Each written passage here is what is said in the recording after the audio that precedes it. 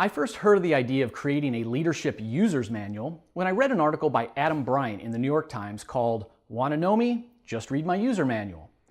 Bryant interviewed a CEO who said he created a one-page user manual so his team would know how to best work with him. I immediately loved this idea.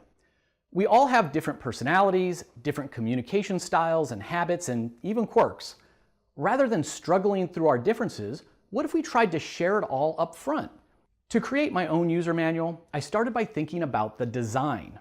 Most of the other leadership user manuals I found online were simple text documents, which is fine. The most important thing is the information in it.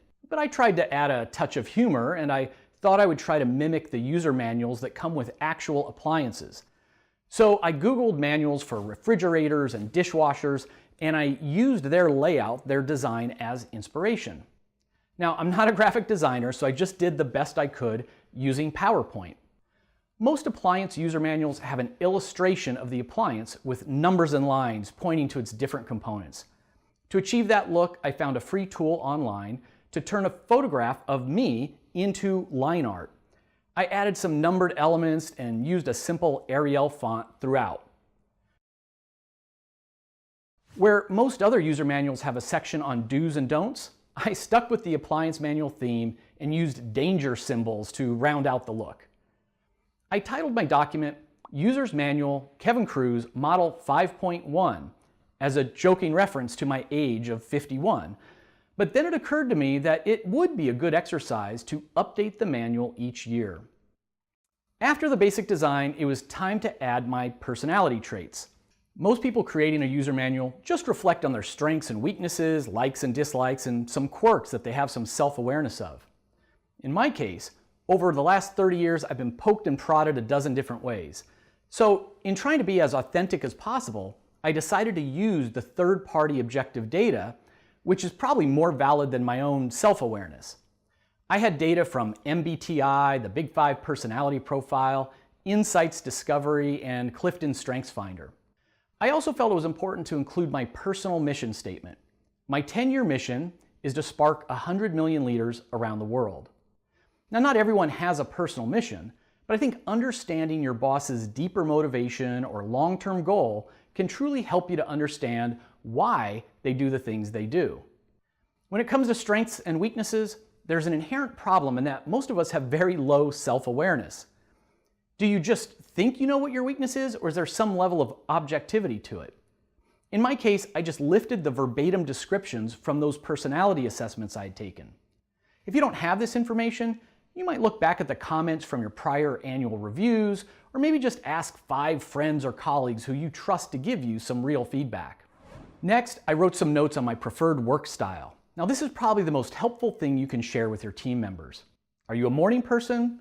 Should you be left alone until your second cup of coffee? Do you welcome walk-ins to break up the drudgery of the day, or do you despise being interrupted? Does your closed door mean don't knock unless the building's on fire, or go ahead and knock, you just wanted some quiet? In my own case, it was easy to write this section. After all, I wrote a best-selling book on time management and productivity. As much as possible, I try to do deep work in the mornings and meetings and calls in the afternoon. I don't like unplanned meetings and calls ever. Yeah, it sounds extreme, which is why I need to make sure everyone knows about it.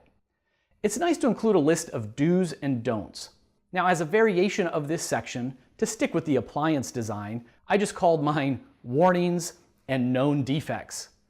Finally, I included the results from my most recent 360 survey. Many managers are really uncomfortable with this idea of directly sharing their 360 results or employee engagement scores with their team.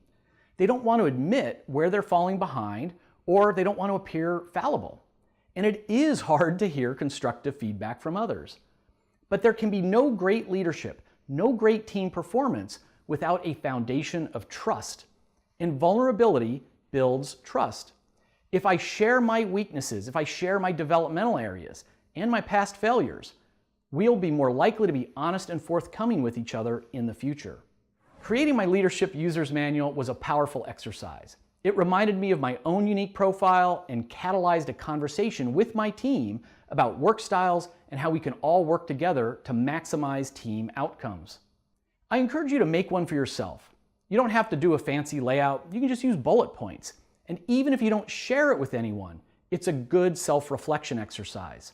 But I hope you do decide to share it because it's a great way to reduce misunderstandings, to maximize communication, and a great way for you to model vulnerability on your team.